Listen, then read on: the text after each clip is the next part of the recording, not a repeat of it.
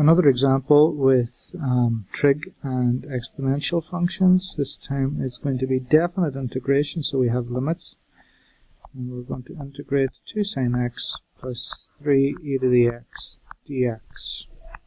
Okay, so if we integrate 2 sine x, that's going to give us 2 by minus cosine x, or minus 2 cosine x. And plus 3 e to the x, if we integrate that, we're just going to get plus 3 e to the x. Now, it's definite integration, so what we can do is we can do this from 0 to pi.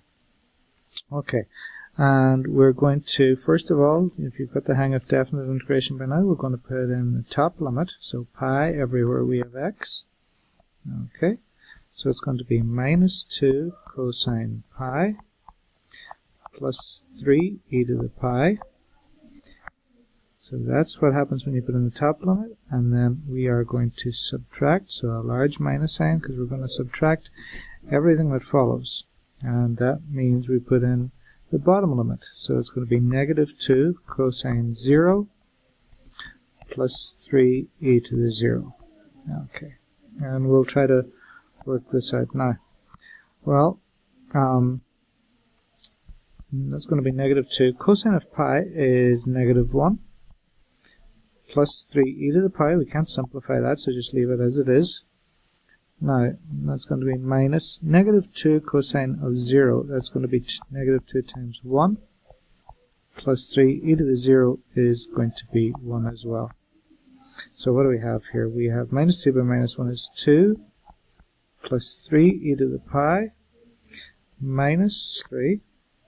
So that's 2 plus 3 e to the pi minus, well, 3 minus 2 is 1. So if we distribute the minus, it's just going to be minus 1. So 2 plus 3 e to the pi minus 1. 2 minus 1 is 1. So it's going to be 1 plus 3 e to the pi. Okay. Let's try that out on our calculator as well. In fact, this time, let's not. I'll leave that for you as an exercise to try yourselves and see how you get on with it. So 1 plus 3 e to the pi. Check on your calculator and then type in 1 plus 3 e to the pi to see if you get the same answer. Okay, thank you for watching.